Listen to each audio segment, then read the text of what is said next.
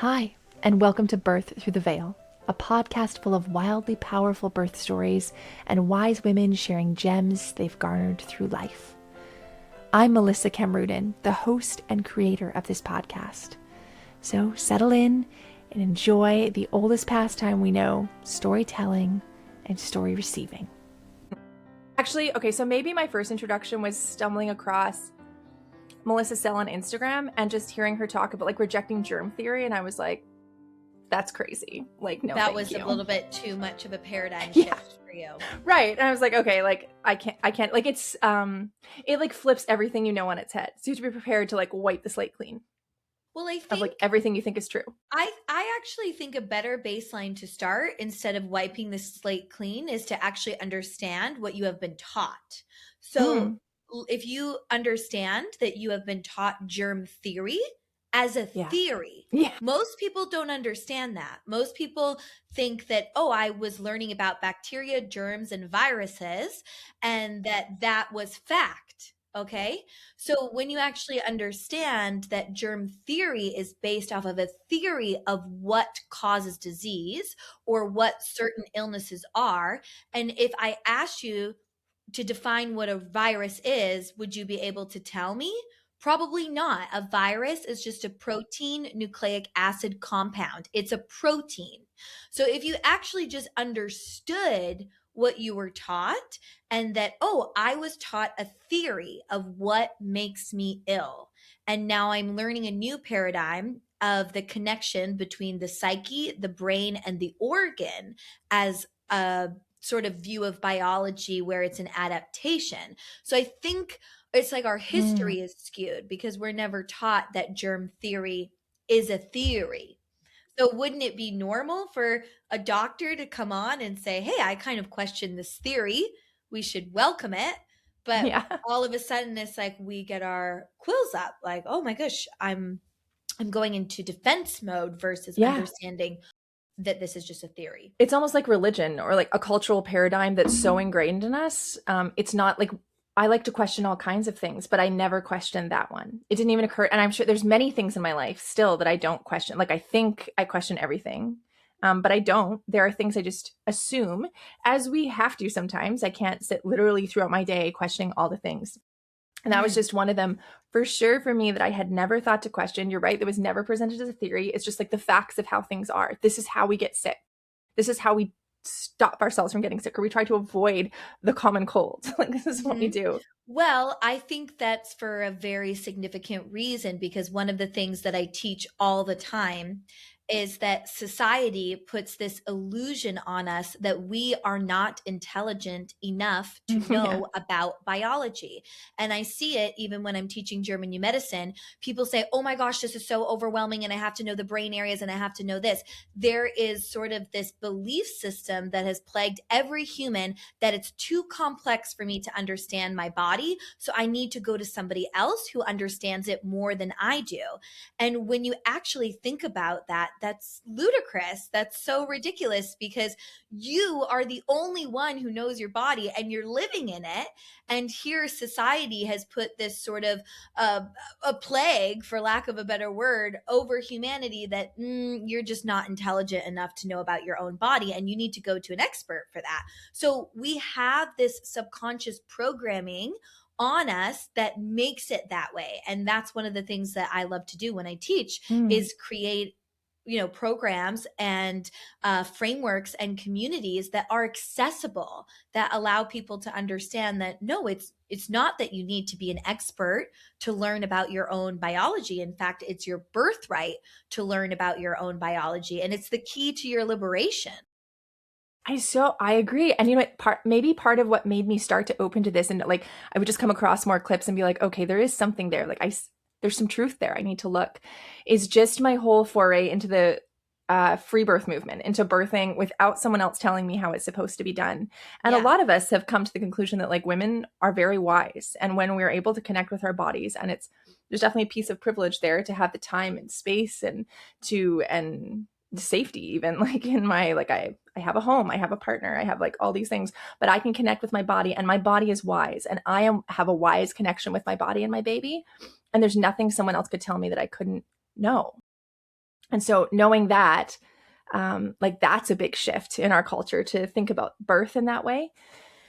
Yeah, but GNM fits right in with that. There's nothing like I am the only one who lives in here. That's it. Yeah, absolutely. I love your mug, by the way. Thank you. I got it at Earth Daughters last year and she's just so cute. Are you going this year? I have not bought a ticket this year. I went the last 2 years. I kind of want Okay. to go to the herb conference on the island. I don't know if you know about that one. It happens around the same time, I think slightly after. But I'm like, okay, I can Okay. really only leave my family for like one or the other. Are you going I to don't it? know. I have a lot on our Mm-hmm. travel schedule. Actually, if you're interested, we're doing an event here in Vancouver, May Mm-hmm. 16th and 17th Yeah. for family constellations. Melissa will be coming, but that's I with didn't even my, hear about it. I think you're on my email list, no? I Or if was. you I don't know. I follow me haven't on seen an email. Instagram, you'll see. Okay. I've been sharing it, and you'll see more. But my I don't know if you know Hellinger's Family Constellations, but I work with that as well, and that's been like such an amazing tool of therapy because so many of our conflicts come from our family. And the educator I work with, he also studied German New Medicine, so he's going to come from Australia for the first time. That's fascinating. So we have a bunch of people coming on the 16th and 7th. So come if you would like Okay. to. Definitely, Yes. this is like not one to miss for sure. Not. Yeah. Yeah. No, I would love to check that out. But you have a fascinating introduction to GNM. Tell me your story.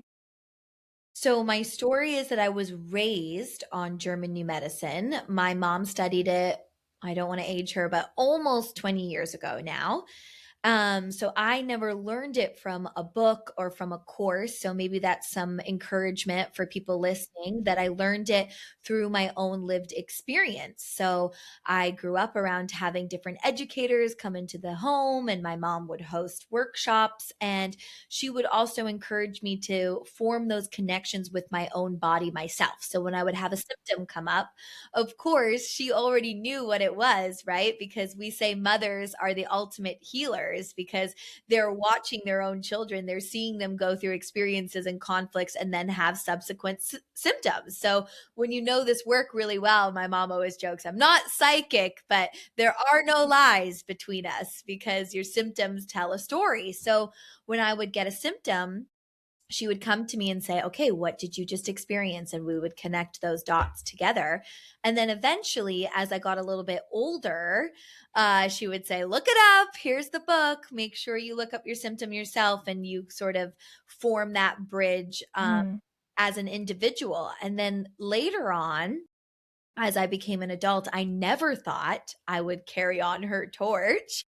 But life knew better. And, COVID happened with this pandemic, and my job as an artist was uprooted. I was working as a dancer, and that was sort of my relationship with biology, right? And my body was through the art of dance. And that's what I pursued pretty much my whole life. And then when we had the pandemic, my tours were off. I wasn't dancing anymore. And I came back home to my mom. And that's when I realized, oh my gosh, people are really questioning narratives. People are wondering what health truly is. They're talking about sovereignty. They're talking about psychobiology. They're talking about psychosomatics. We have the body keep the score. And all of a sudden, this fringe thing that I grew up with that was known as German New Medicine was being talked about by health influencers online. And I said to my mom, we have to do something about this. You've been teaching this for years. This is your moment. This is your time to shine. And that was also such a testament to her for living in her truth because, she was sharing this, like you just said, your mother learned from a man that used to teach in my mom's living room. So she was sharing this wisdom for years and years and years, and it was pretty much falling on deaf ears.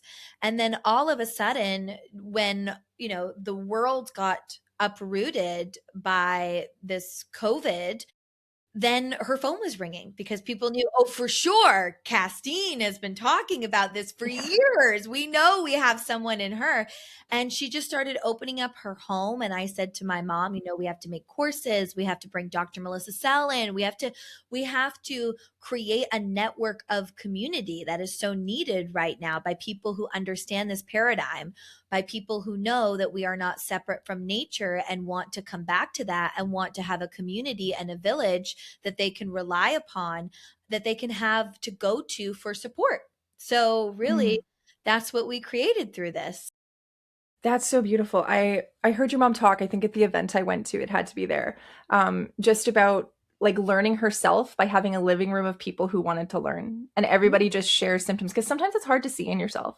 It's very obvious often to look at other people and be like, I know what's going on there, right? But in yourself, it feels it for everything, right? For all of our issues, they feel more complicated, especially if you're just learning the framework. But either way, I think our own issues feel more complicated to us than someone else. So that's just encourage. I have a group of friends from Earth Daughters actually who've just created a chat group that's actually has gone stagnant. And I need to bring it back, but where you'd be like, "This is happening with my kid. I can't figure it out. It just feels like too big, like it's too many issues." But to someone else, it's like that's one issue. That's one. I see it. Well, that's one of the things that we say is so crucial is to break your own isolation, because when you're in conflict, right? When you've experienced something, you feel all alone. And that adds so much more to the intensity of what you're experiencing when you feel alone in whatever it is. So that's why sisterhood is so important too, right? So one of the things that we do is like break the isolation, talk about your symptom, rely on someone that's a safe person for you that knows this work preferably, and that can hold your hand. And Dr. Hammer, who discovered these 5 biological laws of nature, he said one of the best things you can do when someone walks in the door is just hold their hand and let them know that they're going to be okay. And that's the first thing that you can do. Hold their hand and say to them, you're going to be okay. Yep. Starts there. So okay, so I talk about GNM. It comes up, right? Where people talk about illnesses with their kids and it comes up. And I feel like I don't know it well enough to give like a quick explanation. And maybe there isn't one.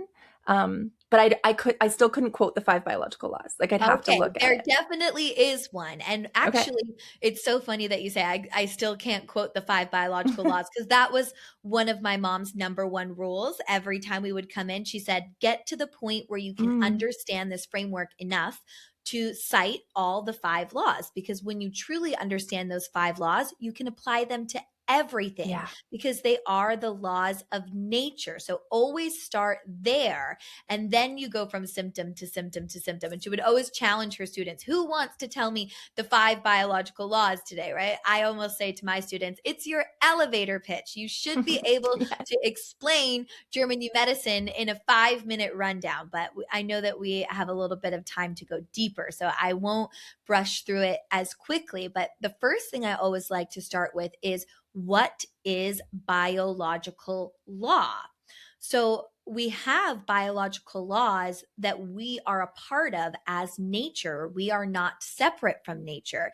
And nature also follows these biological laws. So, a biological law would be that every human comes from a mother, is born from a woman. Would that be biological law? I think so. Yes. Mm, We have males and females. Is that biological law? yes. Yes. And then we also have daytime and nighttime. We have a circadian rhythm. Is that biological law? Right. So we have fundamental biological laws that are a part of nature, and they are a part of our biology. So a law is very different from a theory. It is the truth of who we are that our biology and nature abides by. We have 4 seasons. That would be a biological law, correct? Yeah. So our biology is following the same fundamental laws that make up the fabric of our human existence and our natural world. It's actually kind of really profound when you actually understand and embody these principles. It's very beautiful. So the first biological law is very simple. Dr. Hammer called it the ironclad rule of cancer. But what it really is the first biological law tells us that every symptom in the body is a result of a conflict shock. So what that means is, I've experienced a sudden, dramatic, acute, unexpected event, something that completely caught me off guard. And when I experience that, my psyche, brain, organ work in absolute synchronicity to create a subsequent adaptation, right? So that's the first biological law. And the reason why Dr. Hammer called it the ironclad rule of cancer is because Dr. Hammer discovered these 5 biological laws after the traumatic death of his son. So his son was murdered, actually. And he, after the fact, developed testicular cancer. And he knew this is no coincidence. This is not random that I now am going through cancer after the tragic loss of my son. There has to be a reason for this. This cancer is not accidental. And he made it his mission and his purpose to seek out a way that he could prove this unequivocally. Yeah. So that first biological law, that every conflict we experience in the body has a subsequent biological adaptation. Pretty simple when you think about it. And when you look at the natural world, you could almost say this is the law of cause and effect. This is what our ancestors called karma, which means action. For every action I take, there's a subsequent reaction. Wouldn't it just make logical sense that our biology would follow that same pattern of life? It's a lot like physics. It's just a law of physics. Well, I question physics, but but it is the law we're taught in physics, right? There's going to be pieces of truth in all of it. That's why it's. You're getting me here, Melissa, because I'm thinking, well, hold on. I might take issues with some things in physics as well, but yes, you could say this is action. For every action I take, there's a subsequent reaction. So for every conflict I experience, this sudden, dramatic, acute event that catches me off guard, my biology is going to shift and do everything in its power to assist me in that endeavor. So this is, we're a gazelle and there's a lion that comes in the wild. We have a biological shift at the moment we spot that lion, right? And that's biological law number 1. Our second biological law is the law of 2 phases. So if you remember, I gave the example of, we have daytime and we have nighttime, and that is biological law, right? So the law of 2 phases is actually about our circadian rhythm. We have a sympathetic nervous system and we have a parasympathetic nervous system, right? Our sympathetic nervous system is when we're active in the conflict, we're in fight or flight mode, we have ruminating thoughts, we have cold hands, our breath is changing, we're up all night, we can't sleep, we're thinking about this issue nonstop, right? We're in our sympathetic nervous system. Our biology is doing everything in its power to say, the lion is here in the wild, we have to deal with it, right? And that's the sympathetic. And then when the conflict is resolved, I didn't get eaten by the lion. I managed to run away quick enough. I'm back in safety. I'm back with my tribe. I'm back with my pack. I go into rest, repair, regenerate, and restore. This is daytime and this is nighttime. All right. So the second biological law tells me that every symptom in the body, depending on what organ I'm looking at, is going to adapt in accordance with the 2 phases. So every organ will either lose cells or proliferate cells when I'm active in survival mode, and then they will adapt accordingly when I rest, restore, and repair.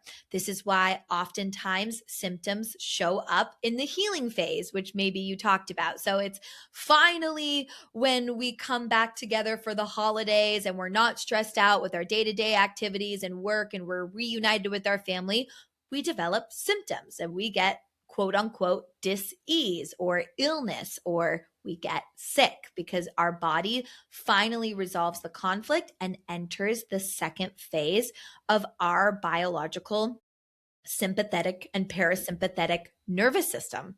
Kind of making sense? Yeah. But now this is where it gets a little complex, right? So think about it.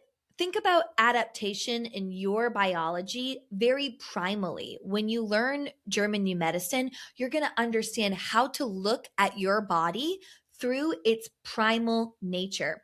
So if I asked you to think of a lemon and imagine that you, Melissa, or you, listener, are about to suck on a lemon and put it in your mouth, what would happen? You salivate and Yes, you would salivate, right? So even just the thought of the lemon, of this morsel, of this piece of food that I am going to put in my mouth causes the glands to salivate. Why? So I can better intake that morsel. Now I'm going to take this one step further. Your biochemistry shifted. Does the lemon exist? not here. No, you imagined the lemon. Your psyche perceived that the lemon was coming and you were about to eat a lemon. And just by you imagining that and perceiving that in your psyche alone, you had a biological adaptation. So, this is where the kicker comes in. We don't have the lion in the wild necessarily that's going to come into our tribe and eat us. But we have the horrible boss at work that we're threatened by, or the toxic relationship that we can't seem to get out of, or whatever your story may be. We have the psyche that perceives threat and creates subsequent shift in my biochemistry and adaptation. And this is what chronic disease is. It's the same conflict reappearing over and over and over again in my life. And my biology is adapting with the symptom over and over and over again. And now I have a chronic symptom. So this is where psychological resiliency is very important for an individual. Yeah. All Yeah. right. We ready for number 3, third Let's do it. biological law? Okay. So our third biological law is the ontogenetic system. It actually is the law that allows me to understand the different embryonic layers of the body. So this is where people kind of say, Natasha, you lost me here. Yeah. Because they're saying, wow, do I need to know every organ of my body and what tissue layer that corresponds to and what brain area that exists in? And the answer is when you're studying German New Medicine or Germanische Heilkunde, yes, you do need to know that.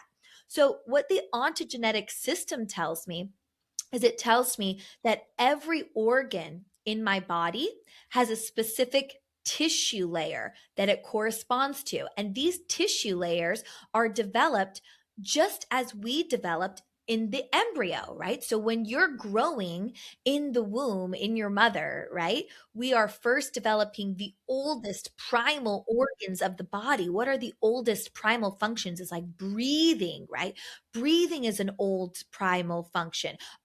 Digestion, being able to consume food, is an oldest primal function. Procreation is the old primal function. These are the necessary things that nature needs in order to be surviving. And these are controlled by the old brain.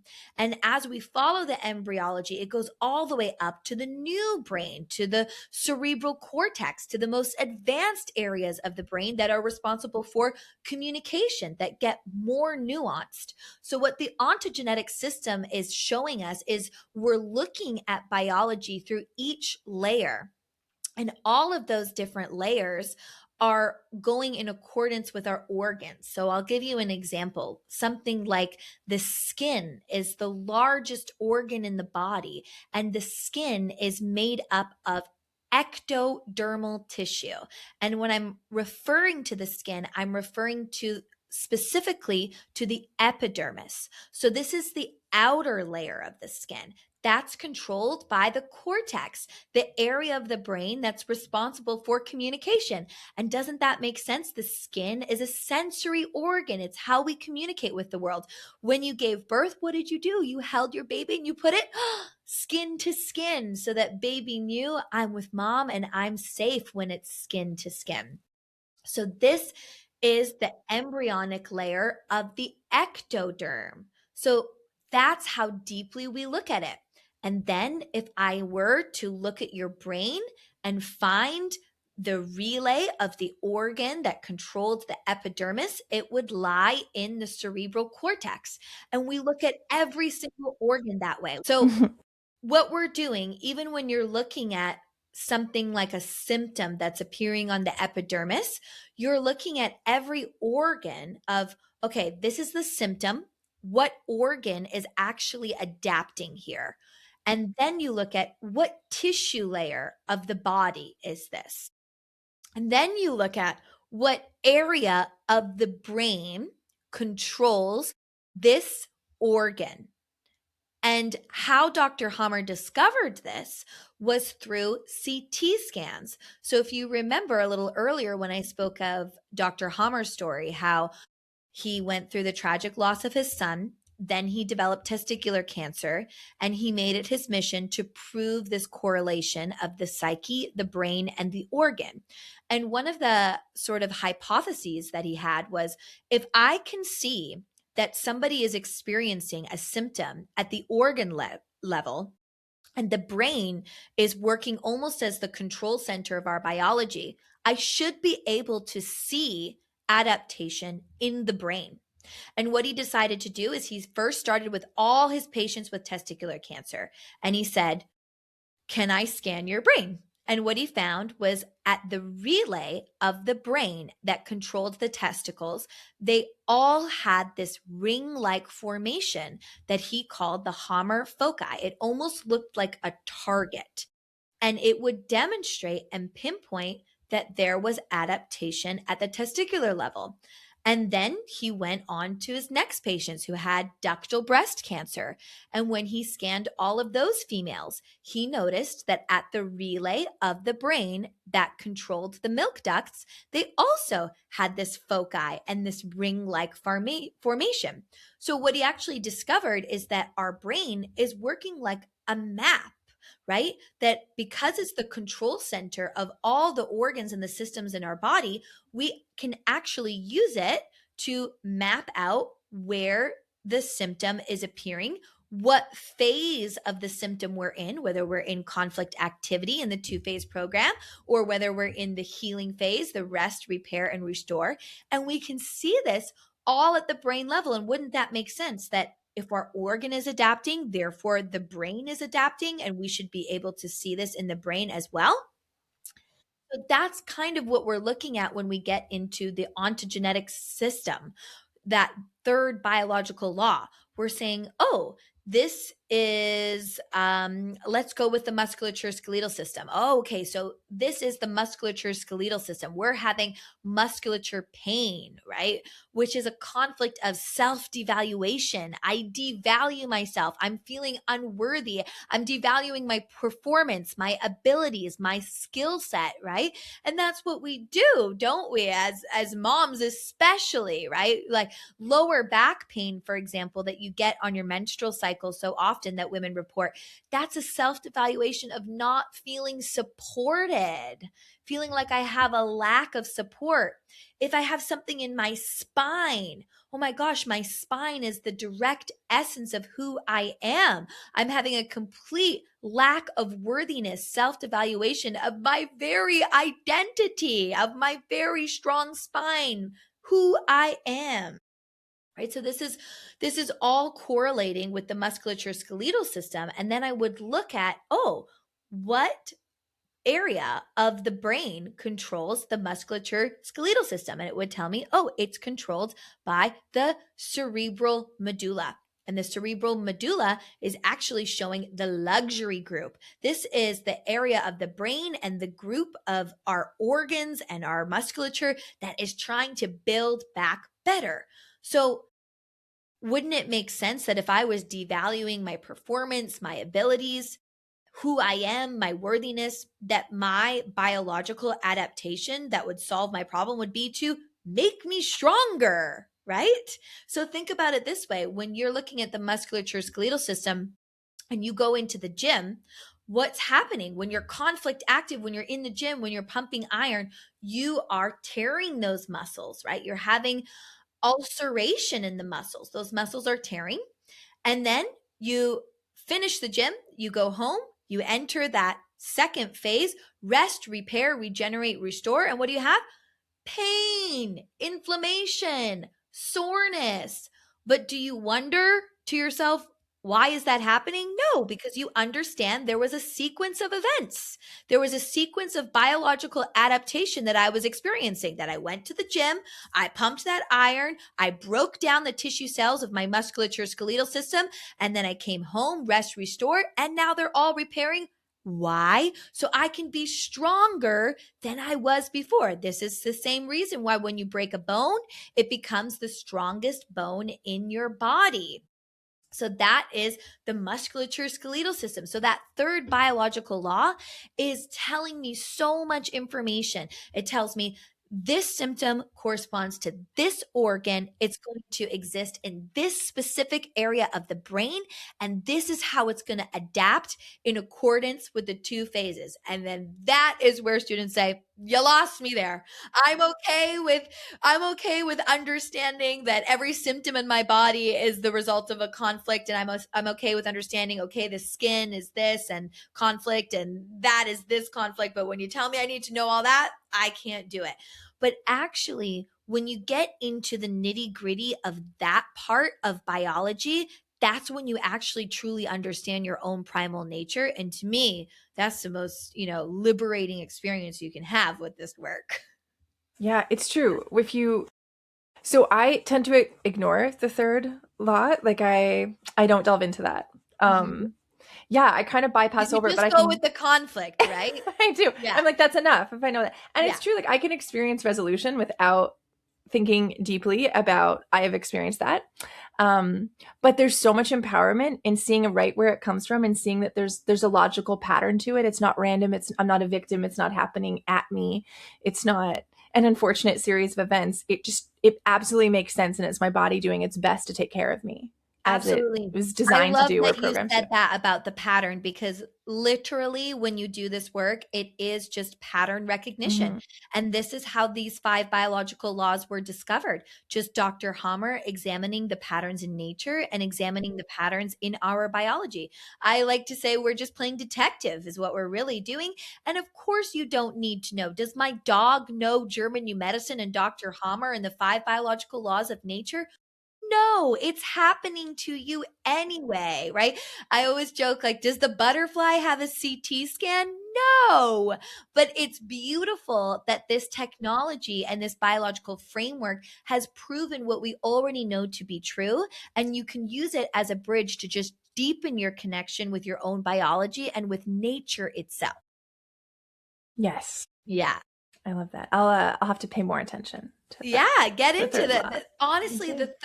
the third law is actually really, really beautiful. It's one that makes you really know all the different organs of your body and really Hmm. understand exactly where you're at, because you know we're looking at it one dimensionally when you look up, oh, I'm experiencing this symptom and this is the conflict, but really you have to look at this like your psyche is like a diamond. Like you can be active in one conflict of, oh my God, I'm experiencing a separation, but you can be resolving, you know, uh, I don't know, a lost conflict at a different time. So we're constantly depending on the organ that we're looking at. We're moving through and shifting almost like multidimensionally all the time.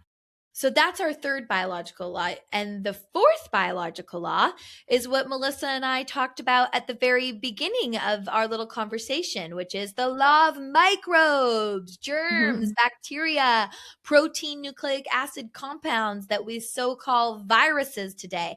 This fourth biological law is very simple. It just means that every single organism in the body, every single microbe has a specific purpose and a function. So they are helpers, right? The fire is there and the firefighters go and they put out the fire. And we don't blame the firefighters and say they must have been the cause of the fire, do we? No, we understand that the firefighters are there for a purpose to help put out the fire. our whole microbiology is working like an ecosystem. Some of your listeners may have heard of terrain theory. This is where terrain theorists have come in and say, no, we are living organisms, and we have a whole micro terrain, a whole ecosystem of fungi, microbes, and bacteria that are growing inside of us that have specific purposes to assist us when we're in these adaptations. So the fourth biological law is just that these little organisms are our friends. They are there Mm-hmm. for a reason. And that fourth biological law is also following that embryological order that I talked about in the third biological law. So it means that when I understand biology very well, I can know exactly what fungi, microbes, or viruses, protein, nucleic acid compounds will be present in accordance with each organ and their tissue layer. So every tissue layer also has very specific fungi, microbes, bacteria that are going to be present if we're dealing with that specific tissue layer. And the microbes, when I understand the two phases, I'll also understand in which phase the bacteria or these organisms or the fungi or protein, nucleic acid compounds, depending on the layer that we're talking about, are going to be present. Yeah, so it's Okay. very accurate, very specific. Yeah, I don't think I understood that law very well because it's another one I'm like, I've also ignored that one. But just think of the understanding you could have, or even just like the more of a picture into like the source of your conflict. If you could see, like, I have strep throat, I have strep throat, right? Like, that's not random. That would exist somewhere specific. So it's Yeah, interesting. that exactly. The bacteria is found at a very specific germ layer. So for example, like I talked about the oldest area of the brainstem is all brainstem controlled programs will have tuberculosis bacteria present. So it's Mm. helpful when I'm working with someone and we want to get very accurate on what organs are actually adapting and what their specific symptoms are. I might say to myself, oh, I know that brainstem controlled programs will have tuberculosis bacteria present. And in the healing phase of any brainstem controlled program, tuberculosis bacteria causes night sweats. So I can ask you, do you have night sweats? And if you have night sweats, then I know, okay, she has, or he has, or this individual has tuberculosis bacteria present and is running an old brainstem controlled program. So that is why the information can be very helpful, because gosh, you maybe some of your listeners are healers or practitioners, and an individual can come to you with a myriad of symptoms, and we have to get really accurate here. It's not just a guessing game. Our biology is really showing us where we need to look if we just know how to look at it. Yeah. I love that. Yeah. So that's fourth biological law. And then the fifth biological law, this is the most beautiful one. This is my real, oh gosh, joie de vivre. This is my mission statement of life, is called the quintessence. It means that not only does every symptom in the body have a correspondence with a conflict shock, but the symptom itself solves my problem, that every single adaptation in my body has a significant meaning, biological purpose that helps me overcome the conflict I experienced. So let's go with Dr. Hammer's beautiful case example of testicular cancer.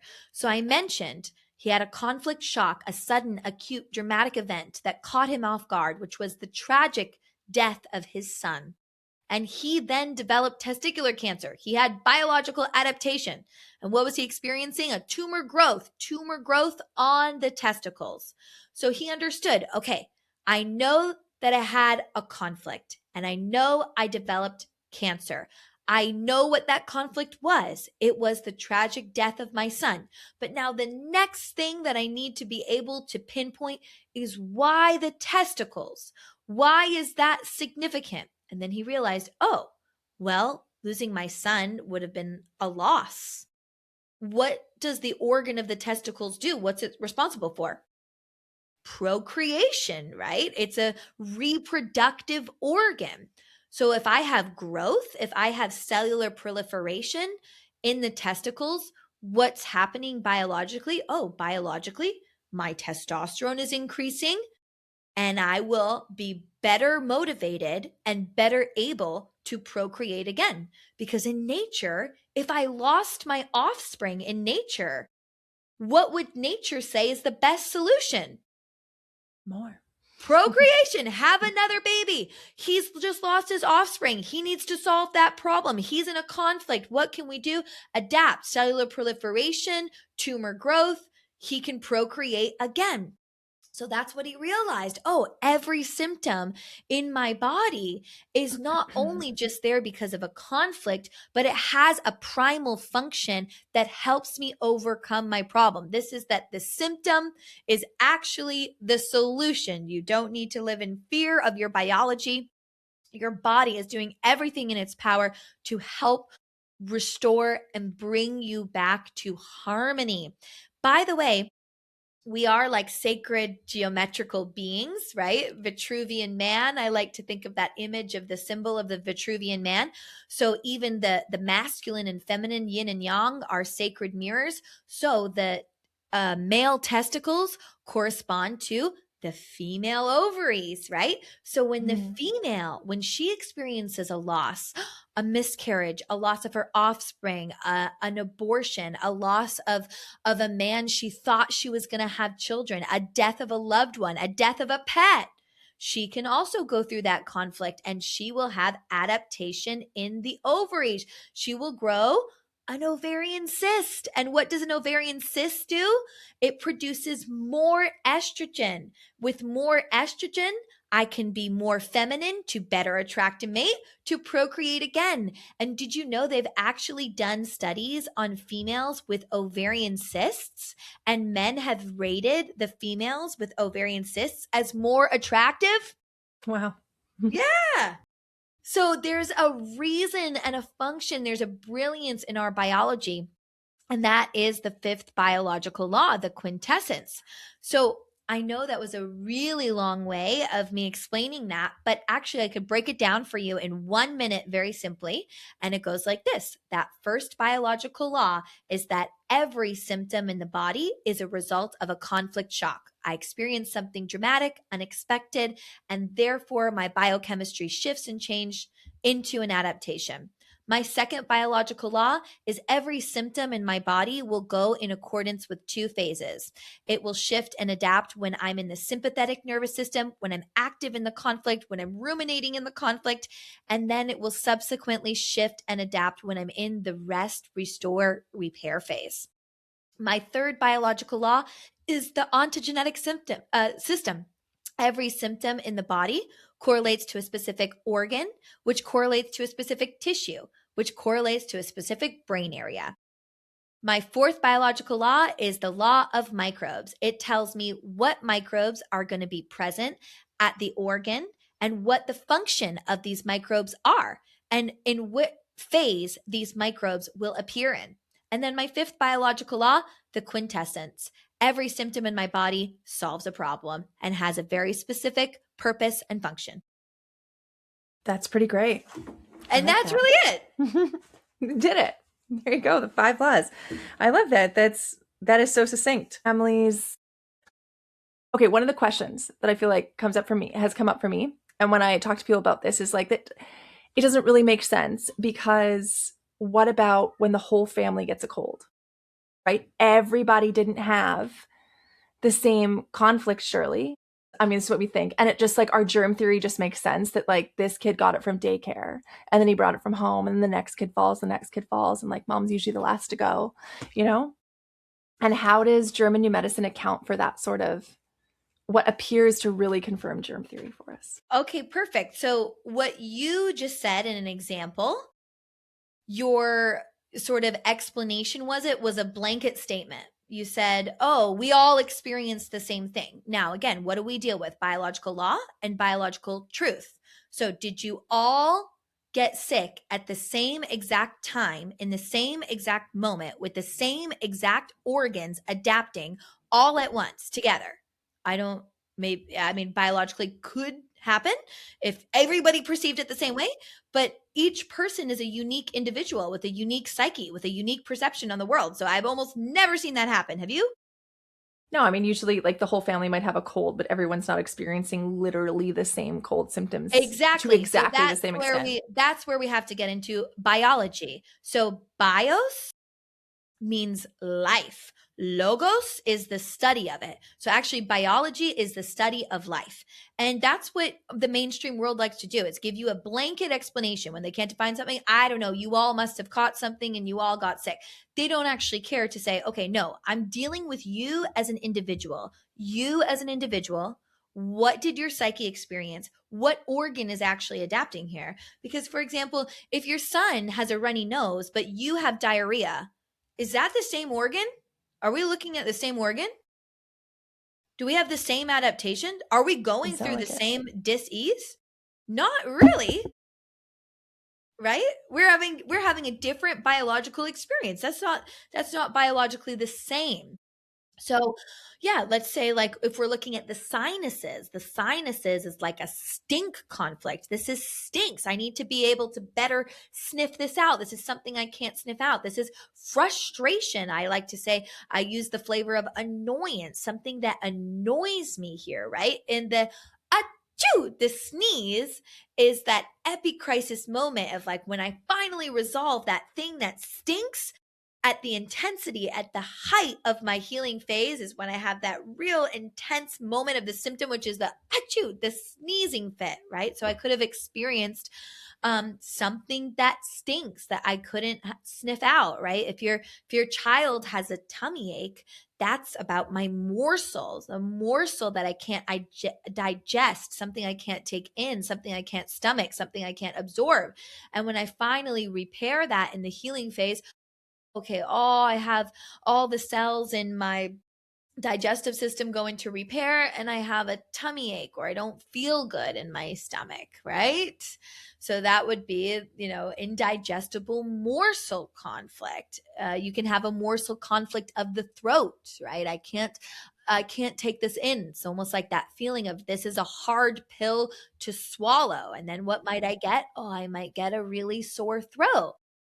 So you have to look at everything from that angle. But now, can a family go through conflict? Oh my gosh, absolutely. So a family collectively can have something that occurs, something that they experience. I don't know, maybe a nasty fight between my parents that we all witnessed in the home.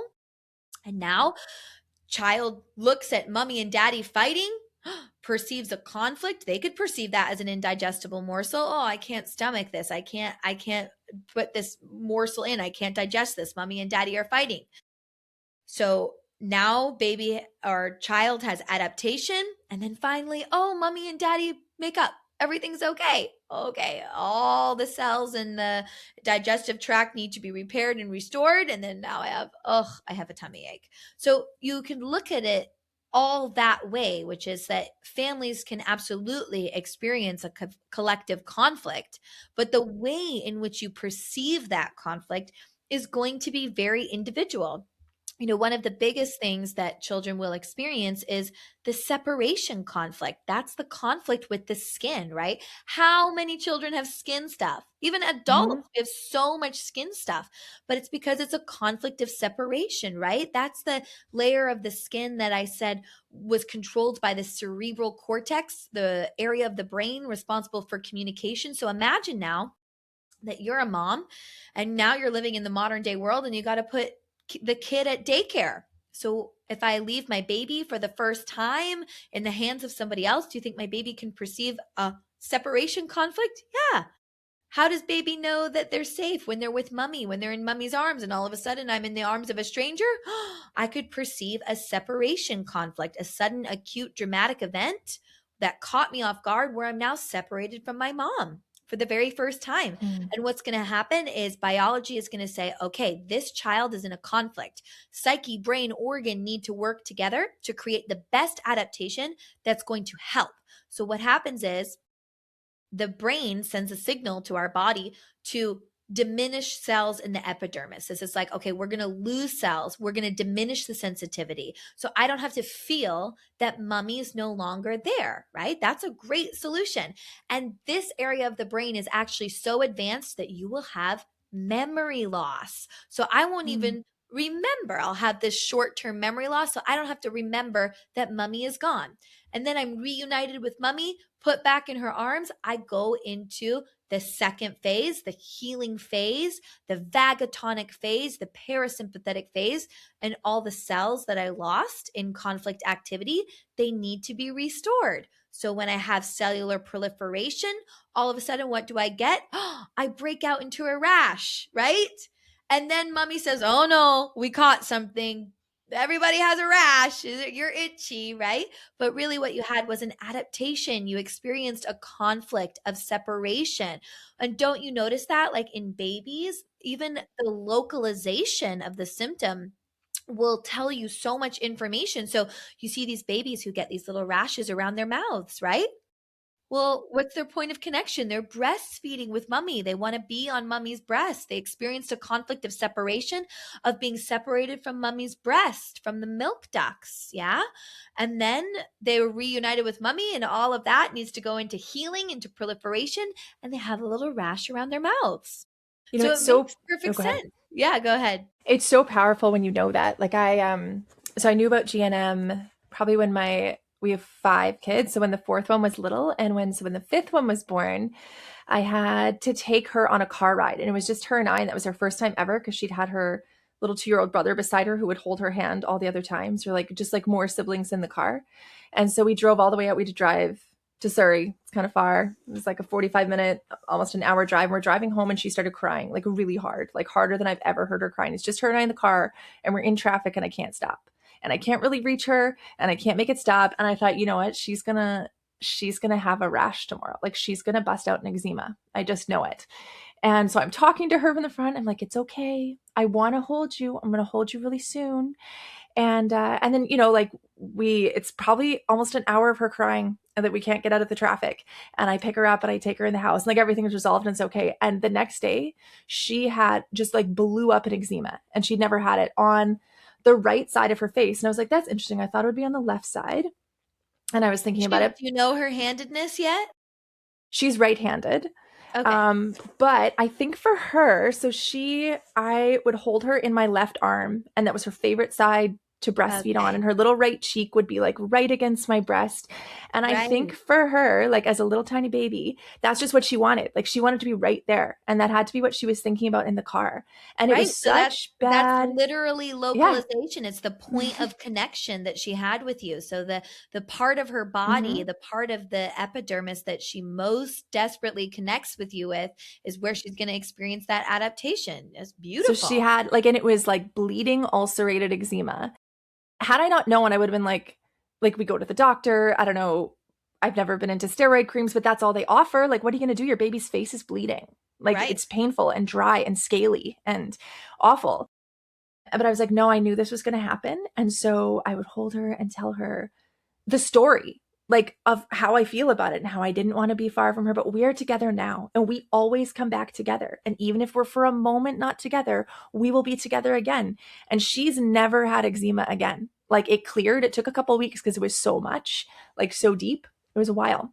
But it didn't, it was like the one outburst, and she's never, like nowhere on her body has she ever had that come back. Wow. So there you Mhm. go. And that's such a beautiful story of you didn't get into fear. You just knew what she needed. You held her in your arms. You were able to talk her through it. And especially with like little babies, is mostly the conflicts that they experience are conflicts of mommy, right? Mhm. They're our own mirror images. And this is why, I do the work of family constellations as well and family systems therapy, because that's the same thing, that our children are only mirroring and playing out our own conflicts that we haven't Yeah. looked at yet, that we need to. So Totally. how wonderful that you didn't even get into fear about it and it didn't have to become a thing. That's the power of studying it, right? And of learning more things and of understanding just more before it happens. It's Yeah. very motivating to learn it. What do you think of, so we were talking about like tummy aches, super common in kids.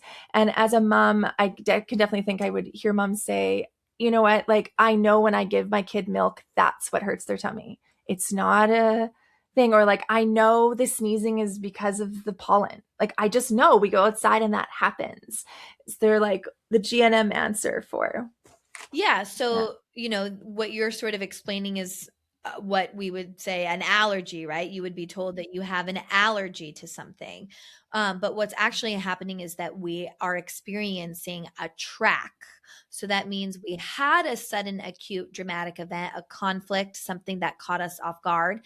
And at the moment that we do that, our psyche and our brain are working like a supercomputer to say, okay, what season is it? What's in the air? What am I eating at this moment? What color is this person wearing?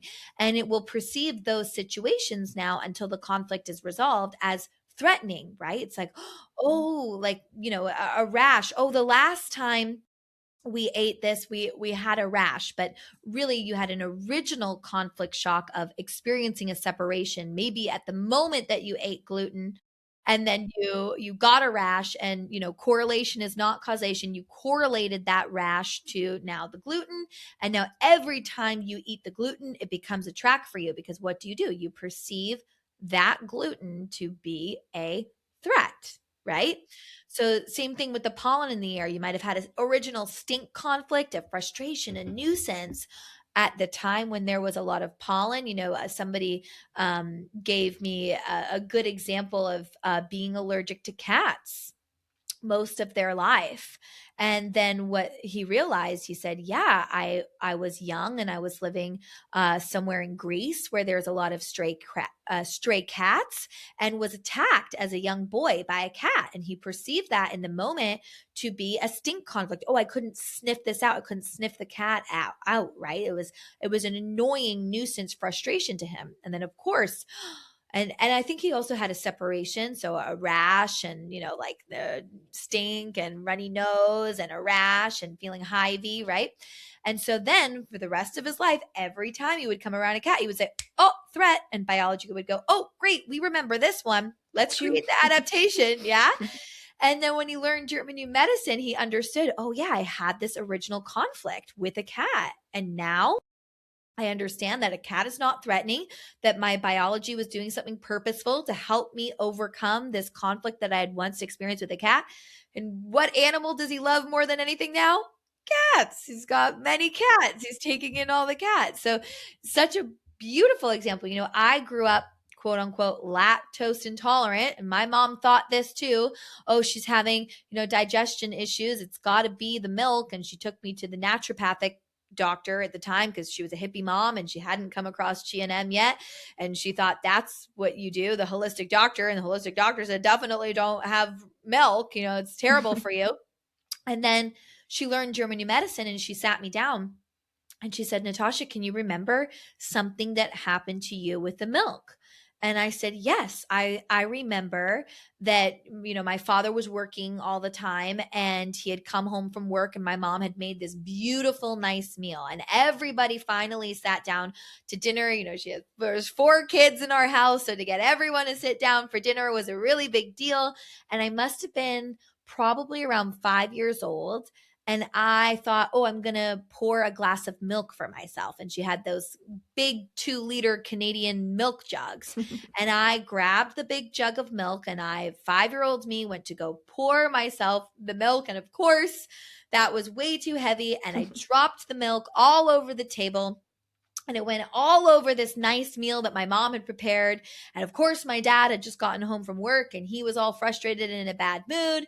And he was so upset. Oh, the dinner was ruined. And then my mom obviously went to him, don't yell at her. And then, of course, a huge subsequent fight broke out after this. And what happened? That was a morsel that I couldn't digest. So what did I have after? I perceived the milk to be a literal biological threat. My body said, oh no, the last time we had this, all hell broke loose. So created an adaptation every time I drank the milk. And my mom, like moms are such an amazing healer, as soon as I told her this story that I remembered, she said, oh my gosh, I even remember that too. Yeah, that was a big fight. I remember that. You're okay now. And she poured me a glass of milk and she said, take your time, talk to yourself, talk to your nervous system, let them know, let your body know it's okay for you to drink milk now, that there's no conflict, there's no threat. Mommy and daddy are not going to get mad at you, right? And then, now I drink raw milk every day, but I was literally drinking rice milk, almond milk before that was a thing. Now that's a Yeah. mainstream thing, but that was just like over 20 years ago that I was having to do that. So Mhm. there's always a story there. And what you're talking about with these allergies are tracks. So at one point, our children experienced a conflict, and the best thing I can say to you is like not to view food as a threat. Like law of neutrality. How can we not instill that into our children to now perceive this and this and this and this as a conflict or threatening, or we can't have that, or we need to Mhm. eliminate that, right? That just instills more fear. Mhm. It's interesting. I just think of my kids with that and like their different personalities, their different sensitivities to things. And our 4-year-old is he he's like quite sensitive, I think. And it comes off in like he's got big emotions. He cries hard when he cries, and he like, he's got lots of things going on, but he can be sort of more susceptible than the other kids, I think, to a biological program. Like he's right now he's lactose intolerant. I'm like, okay, something happened there. And we've stopped drinking it because it just was so hard on his tummy. But I'm like, okay, we're gonna have to like take a look at it again and Yeah. like have a talk through of, I don't know, he's 4. I don't know that if he needs to could tell me or would need to tell me like where it came from, but we can talk about how it's not gonna hurt you and you tell you it's not gonna hurt you. And we'll just try a little bit today. Just a little Yeah. bit. And then Little by little, and a solution in the beginning sometimes is to avoid the track. Okay, I know I have something with this, so I'm going to avoid it. Right? And then slowly you can start to reintroduce it again. Maybe the milk's just out on the table, maybe you just smell the milk one day, maybe you have a yeah. little sip until you can finally have a full glass, right? Yes. Yeah. Yeah. What's interesting with him is he's been able to experience a lot of healing through talking through what's happening with him. Like he's very, I would say, susceptible to, he gets, anytime he gets a cold, it'll go deep into his lungs and he kind of has croup, and it's really intense and kind of scary. And like, there's moments where I'm like, do I want steroids for him? Cause that's all they're going to give you at the hospital, right? Like how long am I going to sit with him and labored breathing? And it's a thing that happens to him a lot. And it started, so we're visiting my mom, and she and this dog came. He's super scared of dogs, and this dog came and attacked him, and dogs do that to him all the time. Like it's like he's afraid and they know and they come at him. And this dog attacked him, and then everyone in the room was like, he was just being friendly. And I'm like, he was not being friendly, he was attacking, and the 4-year-old knows it. And so, but we were all trying to make him feel better, but we're lying to him. The dog was attacking him, and it was really scary. Like the dog was going to bite him. And we got in the car, and all of a sudden he's like, you can hear him start to like breathe heavy. And I'm like, oh, he's getting a cold, we would say, right? Like I can hear it in his throat, and it's Mhm. getting phlegmy. And he's like, I can hear his raspy breathing. And my mom said, what if it's from the dog? Like, what if we talk to him about it? So the whole like 30-minute drive home, she just talked to him about, was that like validating what happened? Did that scare you? Was that dog scary? That dog was kind of scary, but you know what? Who was there to protect you? He's like, oh, mommy was there and Nana was there. Yeah. And did the dog get you? No, the dog didn't get you. You're okay. Like he thought he almost died. Like that was his Yeah. experience of it. And so it was just like, and so she's like, hey, you tell me, Isaiah, you tell me I am safe. And my mommy and my grandma will take care of me. He's like, yeah, I am safe. And he just repeated. And by the time we got home, it's like gone. The sound's gone out of his chest. He went to bed. Like this kid, like the moment it starts, he's gonna have a full blown like croup situation. And it was Right. gone. Like it was gone this time, just from him processing his own feelings about his death fright with this dog. Well, that more territorial fear. Yeah. Yeah, Yeah. because with the area of the lungs that we're looking at, that Okay. would be like more bronchitis is like territorial fear, the Okay. yeah. And then you do have a death fright with the lungs as well. But I would say this sounds like, lung cancer It was would the be more dog like coming at him more. yeah, that's a Yeah. Yeah. territorial Yeah. fear. For the females, it would be like perceived as a scare fright. Mm-hmm. But for a male, it's going to be perceived as territorial fear. Yeah, because you're Fascinating. looking more at like the symptom of bronchitis or croup, right? But you Okay. also do have the death fright with the lung alveoli. So that's where, see, this is where ontogenetic system Mm-hmm. comes in, where it's like, okay, we get even more accurate on Yeah. the flavor of it. So yes, death fright for the lung alveoli, but this, now I'm having like a territorial fear, right? So we were looking overall the function of the Yeah. lungs That actually is makes so much to more get in more sense. air. Hmm. It Right. does. It And makes makes more and more more sense sense. for like his continued difficulty with being like, yeah, I can see his how that makes more sense that it's always a territorial fear that's re-triggered for him. And it's like a quick track for him to get back on with, he's like there's five siblings, there's he likes his things. Like I can just see it. It makes a lot of sense for What him that number is that's he he's 4. out of five? And what does it go? Female, male? How does it go? We have a boy and 2 girls and then a boy and a girl. Okay. Mhm. Yeah. Mhm. Yeah. Okay. That's, yeah. The, Mhm. the fourth is a lot, and he's kind of outnumbered with the girl. So he's going to have a lot of territorial stuff. Men are territorial, right? So biologically, they are looking at territory and threats coming into their territory, and they will respond aggressively. Yeah, A that's how threat he is. He's comes like into their territory. he's Yeah. an aggressive, like gonna fight for it, gonna take it, and it's mine. And like I don't share my toys. Like this is a thing we're working on all the time. No, we do share our toys, right? And that's a trigger for him, right? No, you must share your toys. Like it's kind Well, of and this is why it's really important to understand the primal nature of our biology and the differences between, how we might raise a boy versus how we might raise a girl. Because, a young girl needs to know that her femininity is protected and sacred. And then a male, he works off of a biological hierarchy. So he needs to know where he belongs on the hierarchy, and he needs to protect and defend his territory. And Hellinger goes deeper into this in the family constellations, that a mother and a daughter are going to be in the sphere of influence of each other for a harmonious love, right? And a son is going to be in the sphere of influence of his father. Mommy is going to teach her daughter how to go out and be a woman in the world, and daddy's going to teach his son how to go out and be a man in the world. And we have this harmonious flow of love, which is that a father shows his love to his daughter by the way that he loves his wife, and a mother shows her love for her son by the way that she loves her husband. And that's going to be a hard one for you, right? Because when mummies raise boys, it's difficult to give that son up into his role, and we don't have rite of passages anymore in our sort of unbiological upside down world. But yeah, at some point, the son is going to have to go into the sphere of influence of dad, usually Mhm. around 5 or 6, so it's coming for you. Yeah. But it's beautiful. It's an honor, because we're half our mom and we're half our father. We need all that in the biological system. So yeah, like when I explained with territorial fear, biologically a male is going to perceive things to be about his territory.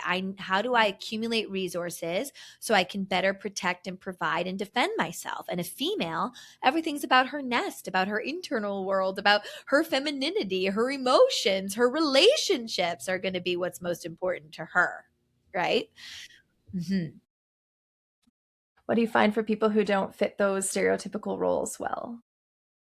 What do you mean by Yeah, stereotypical role? so women who find themselves to be more territorial than Right. nest So that's protectors. a biological thing that has an explanation in biology. So remember I spoke about the CT scan. So when we're looking at the brain, we're looking at the left brain hemisphere and the right brain hemisphere. So the left brain hemisphere is the feminine side of the brain in our biological framework. So I'm talking about Germanische, okay?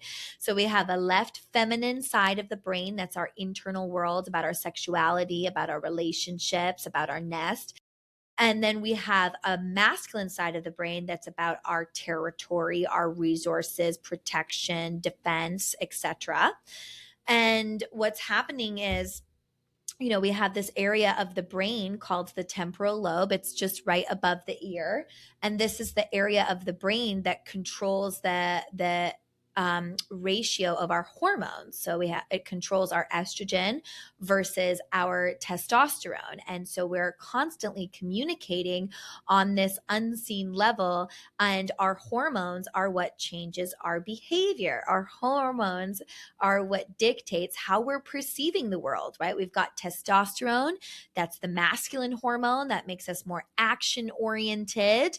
And then we've got estrogen, that's the feminine hormone that makes us more inward, more depressive, right? And so when we're looking at how the female is perceiving the world, when a female experiences a sexual conflict, and now this is not about sex, this is something she experienced that made her feel unsafe in her femininity. So this could be, for example, for most children, it could be a nasty divorce. Oh, dad fights with mom, and it's not really super safe to be feminine in this world, right? Or dad leaves. I never had a father, so I'm not protected or provided for in my femininity. Or maybe I see something at school that I shouldn't have seen that makes me feel like, oh, it's not safe to be a woman in the world. Dr. Hammer even used the example of sometimes a little girl's first unhappy love, like the first boy that she ever has a crush on, who just completely rejects her or says something off, and she goes, oh, it's not safe to be a female. And what happens is at that moment, um, depending on your laterality, so whether you're right-handed or left-handed, is going to dictate which side of the brain hemisphere your conflicts are going to fall on, right? But I'm going to give a generalization is when the female is experiencing that conflict of not feeling safe in her femininity, it's going to make her more masculine. It's going to increase testosterone because the biology is saying, whoa, wait a moment. It's not safe to be in your feminine. Circumstances for procreation are not available to me because remember, everything in the female biology is designed to give life. That's our role in nature, is to be the life giver. So if I'm not safe in my femininity, it means it's probably not a good time biologically to have a baby. So nature says, great, we're going to make sure that this female can go out and protect and provide for herself. Yeah. What is a hormone that can do that? Testosterone. With more testosterone, I can take more action. And what will I perceive the world through my masculine brain hemisphere? So I will want to go out and protect and provide for myself. So I might feel more masculine. Now, again, the principle of German New Medicine is that there's non-judgmentalism. There's no Yeah. good or bad in nature. There's no right or wrong. It's just action, reaction. It's just you experienced a conflict where you weren't safe in your femininity, and this is the best biological adaptation. Now, the intensity of the conflict will equate to the intensity of the adaptation. So, the more intense my sexual conflict, the more intense my hormones will be changing in accordance with that. And that is why, we see that in the world today. We have a lot of females who have to protect and provide for themselves because, even for a female to be single in the world and not have a man and have to go and pay rent and feed her babies alone, that is a conflict. Mhm. That's a I conflict. love the Yeah. neutrality of it and that it's like nobody's living in this world without conflicts or biological adaptations. And that's not the No. goal. Like Otherwise, there's we no would be goal. dead. Yeah, This is human right. evolution. We This is how wouldn't it's be here supposed to anymore. work. Yes. Yes, this is what we want. And so in that way, there's no judgment in anything because nobody's not running a program right now, for sure. Like we're running Correct. programs and it We're doesn't matter all how running much it. I learn. My kids are still going to get colds and croup and they're still, and eczema and who knows what else. Like all the things will continue to exist and they'll continue to happen.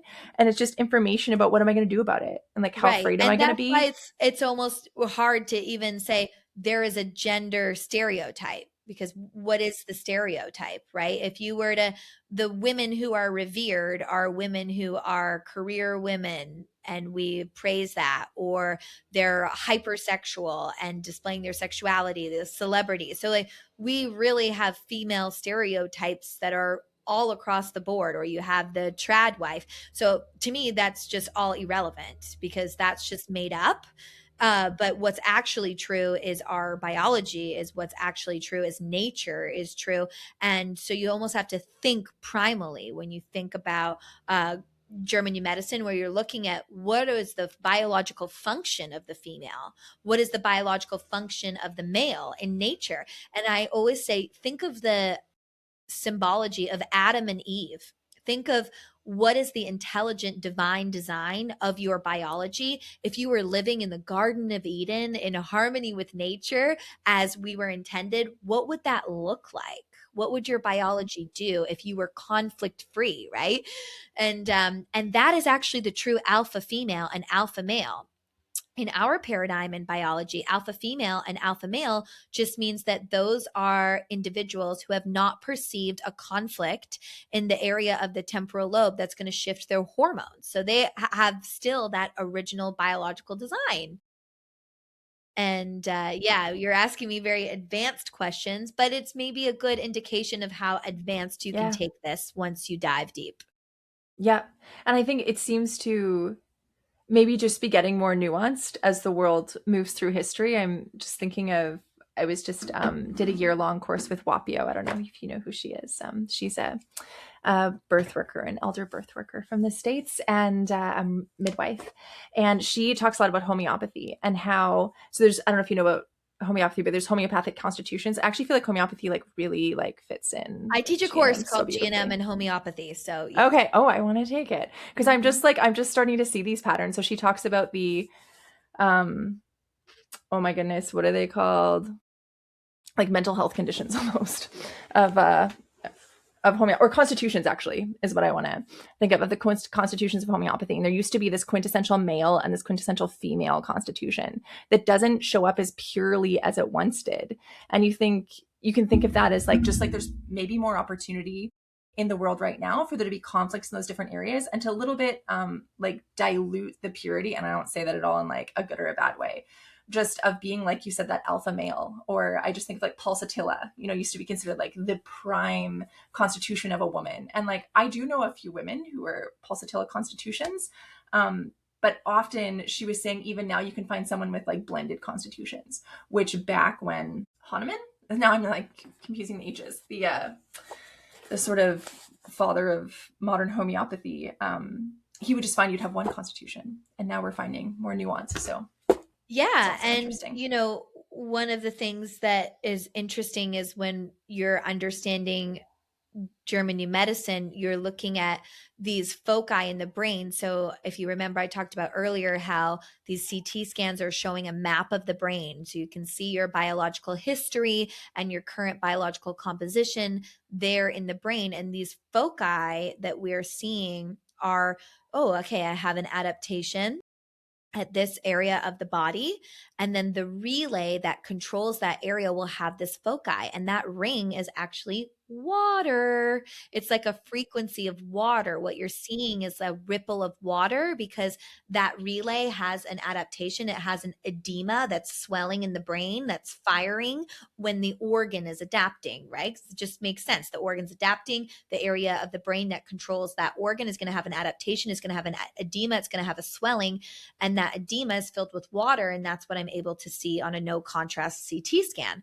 Is what I'm seeing is a ring of water. And in homeopathy, what are you doing? You're succussing something to create a frequency and a vibration. And Dr. Hammer, he's since passed away, but one of the things he was interested in was frequency. He did speak against homeopathy, so I have to be pure to his work, which I understand why, because he's saying, if you don't resolve the conflict, if you don't get to the root of the conflict, homeopathy is not going to get to the root of your conflict. You need to have a biological solution or you need to resolve it, right?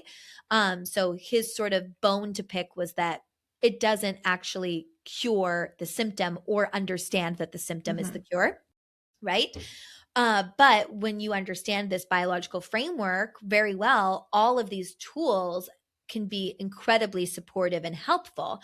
And he was finding that when he was looking at these areas of the brain that 432 or frequency was very powerful. So if you understand homeopathy well, which, that wasn't Dr. Hammer's focus, but when you do, you understand that it's frequency. So if you understand that these conflicts are literally changing your biochemistry, shifting your frequency, then of course, working with energy medicine like homeopathy, where you're taking something and succussing it and understanding what each different thing does and creating something specific for the individual, of course it can be supportive. Yeah, that's how I like to think of it. And like with my little guy and his reoccurrent croup, it was never like forever cured with homeopathy, but in moments in the middle of the night when it's like so bad, I'm like, do I call an ambulance? Like I've had moments like that where it sounds like it's that scary.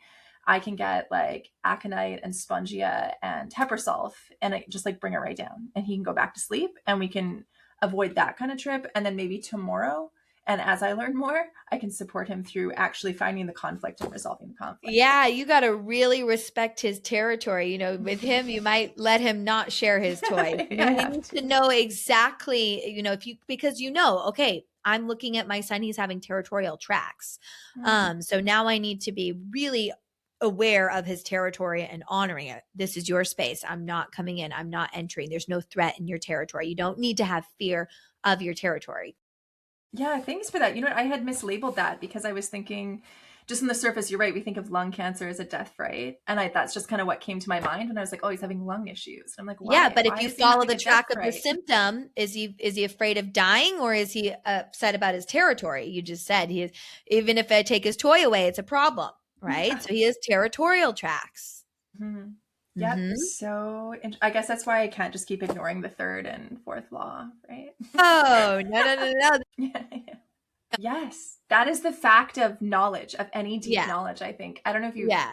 heard of, do you know the Dunning-Kruger effect? It's No. like one of my favorite piece of psychological research. And so it's just the authors are Dunning-Kruger. And they did a study, it was just on university students. And they found basically the conclusion of the study was that the less the student thought they knew, the better they would do on tests. So the students Huh. who went in and they'd ask them before, like, how do you think you're doing? They're like, I got this, I've nailed it, it's fine. They would not do like they wouldn't do as well as the students who were like, I don't know, I don't know anything, like I don't know what's going to happen. And they found that the reason for that is the students who said they had no idea, they knew the vastness of what there is to know. They Hmm. understood that like they could not know it all and there could be questions on the test they don't know. Whereas the Right. students who felt super confident, they actually had like quite a shallow amount of knowledge, like a narrow breadth of knowledge that they knew all of. And so they're like, I know it all. I got it all. And so it's like the more you know, the more you truly understand in depth of a topic, the more humbled you will be by the vastness of that topic. Yeah. Exactly. And that's why I also think people might not have that direct experience with German new medicine because of all that. They just are like, oh, some people are like, oh, I've gone through so many conflicts. You could fit anything I experienced into that. So they don't understand the primal nature of it. So when you're really getting into this work, what I love about it so much, and this is why, my journey is so much about studying indigenous cultures and coming back to the earth and coming back to nature, because when you understand this, you understand that we are still these primal beings, and that we're not separate from the natural world. And so when you know this, you're sort of really, really coming back into that. It gets more difficult and more difficult to be in this unbiological world Yeah.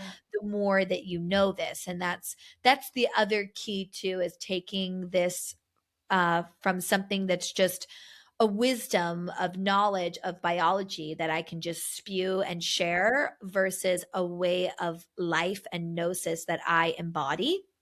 And I think that's why, Dr. Melissa Sell and I, who's another amazing educator, we created the biological woman, because it's about understanding that the women are the ones who are going to be raising the next generation. And just as I was raised and learned from my mother, and that's the reason why I have this embodiment, is that my future children will too. And so if you want to impact the revolution and the next generation, you're going to have to start with the mothers, and it's going to be us that are going to lead everyone back to nature again. And that's our role, even just spiritually and fundamentally as the female. So if we have females that understand this work really well, and women that are understanding this work really well, then that's really when we can implement the most change. That's beautiful. Tell me, what do you have out there in the world? How can people work with you or contact you? Yeah, for sure. So Dr. Melissa Sell and we do the Biological Woman twice a year.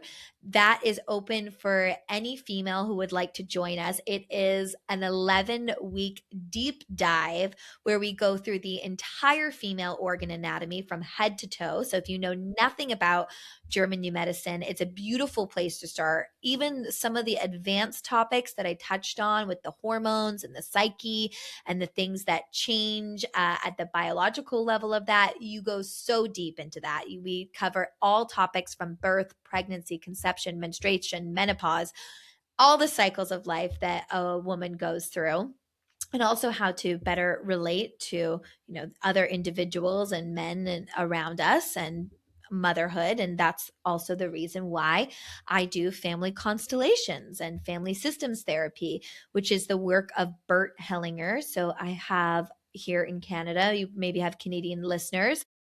This May, I have an educator who also studied the 5 biological laws. Tiziano Squarso is coming to Vancouver, May 16th and 17th, and then Toronto, May 23rd and 24th. And we'll be having a 2-day event where you can experience the power of family constellations firsthand. So we have that coming up as well. And then, I do one-on-one individually where we explore symptoms together and we examine them through the GNM lens. And I always have different course programs and events that we do. We do a GNM conference yearly, a new city every year. We have educators from all over the world that come out for that to support this community. And you can find all that information on my personal website. It's just natashanazerali.com. Or you can follow me on Instagram. It's also just Natasha Nazerali. And yeah, I'm always doing lots of exciting things in this community. That's great. I'm going to have to look up this Vancouver one. Yeah, you should join. I need to. I've got to come. Yes. I get my mom to come this time. She'd come this time. Now she's come really disappointed she skipped that one. Yes. That one. Yes. Yes. Yes. Oh, thanks so much for your time. I feel like I had like a mini masterclass here today. Good. I'm happy. Great educator. Well, this is what we do. We're trying to make something accessible. Mm-hmm. I'm just trying to show you that it's not actually so difficult to learn about your biology. It's just, it's a paradigm shift. Yes. It's there for us all. Yeah. Thank you. Thanks for listening. You can head to Instagram and birth.throughtheveil to see birth pictures or just pictures from each episode.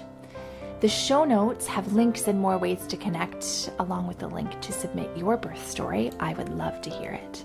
New episodes of Through the Veil come out every other Tuesday.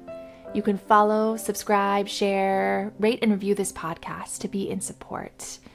Until next time.